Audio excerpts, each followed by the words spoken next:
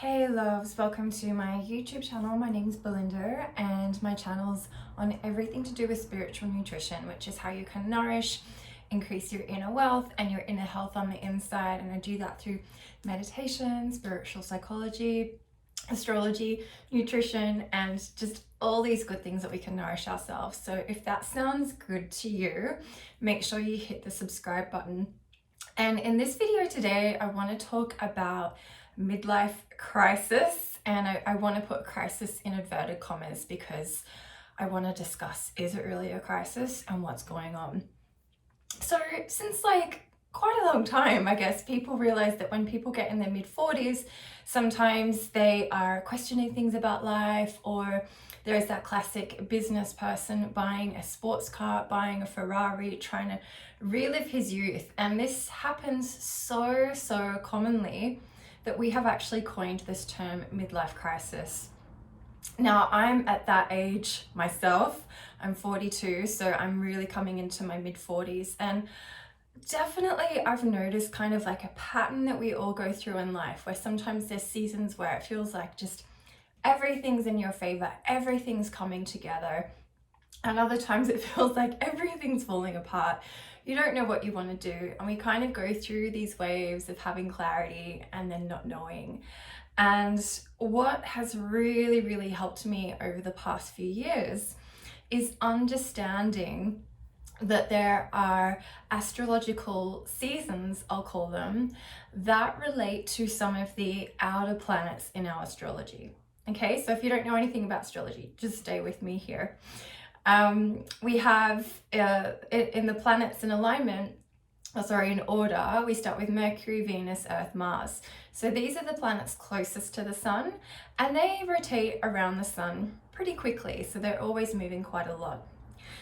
In our solar system, we then have the asteroid belt, and from there we have Jupiter, Saturn, Neptune, and Pluto, and Uranus. And these planets move a lot slower. So typically, when we're born, everyone that's born around the same time of us is gonna have the same placement of these outer planets. And in psychological astrology, these planets all relate to a certain kind of archetype within us. And so typically in the age region of our late 30s and then into our mid 40s, some of these planets are reaching a pivotal point compared to where they were when we were born. And through experience, I have to say that I totally see the correlation between some of these planetary alignments and what was going on for me, what was happening for me psychologically. And I really see these alignments as opportunities for us to have a deeper initiation into the experience of being human. I don't see the midlife crisis as a crisis at all. The only crisis is that we have been so stripped and devoid really of nourishing spirituality, nourishing mythology, understanding that each of us go through these phases in our life and that we're exactly where we're meant to be.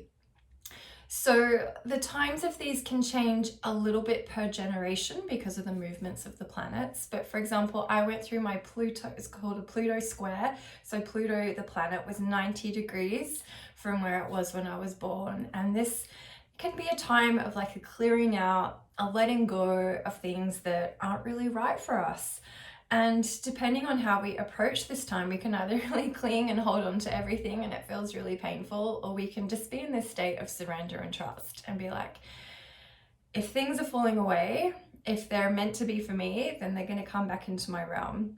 But if they're falling away, maybe they're not meant to be for me and I can just let them go. There is so much more, we could do a whole video on the Pluto square, so let me know if you'd be interested in that. And I also have a masterclass on it. We then go into the planet Neptune. For me, this was a few years later. Sometimes it's happening at the same time. But the qualities of Neptune in the psychology and archetypes is that sometimes it's very spiritual and endless, and it has a lot of potential like that. And then kind of the shadow side is feeling a bit disillusioned, a bit lost, like in a fog, deception. And so when we understand this, it's like, wow, this period of our life is really asking us to deepen our spiritual practice, to deepen our experience of spirituality, not just conceptually.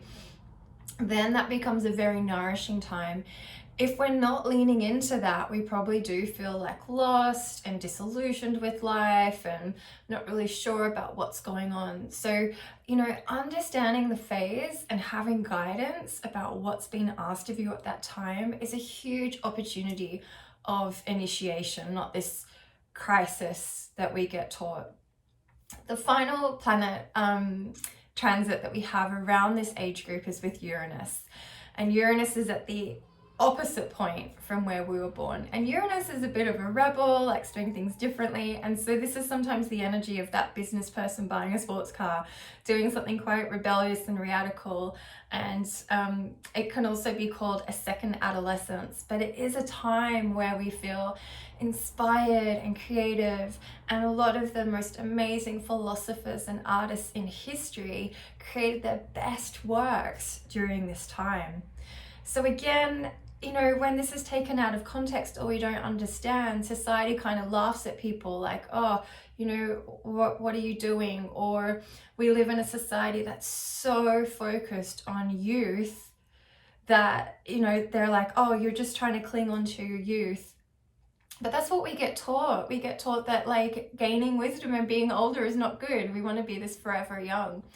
But this Uranus opposition is like, wow, you've had like generally 40 plus years of experience of life, maybe, honing your craft or being really good at what you do. And then this time is like innovative and getting like a lot of ideas and a lot of inspiration.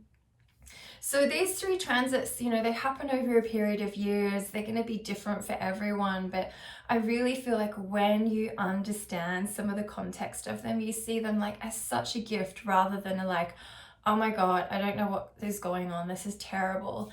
And this is why I've really fallen in love with astrology, because, it works. And I feel like in our society, we've been so stripped in my culture of like initiations, of stepping into our wisdom, of seeing that as an honor and being supported through that phase, rather than in our mid-40s just seeing as like, oh, well, you're over your best. And I don't know, people are just focusing on getting like facelifts or Botox or dyeing their hair and like desperately grasping on to this youth rather than fully embracing this stage of wisdom. So if you feel like you might be going through one of these stages and you want more help, please jump on over to my website. I've got masterclasses that go into so much more depth, and also in my spiritual mentoring, I combine astrology, helping you go deep into your meditation, creating a relationship with your deeper self, and also combine that with nutrition and trauma-informed psychotherapeutic approaches. So it's like such a full, complete package. Thanks so much for watching this video. I really hope you enjoyed it. If you haven't subscribed, make sure you press the subscribe button now and check out some of the other videos that I have here on my page. Thank you.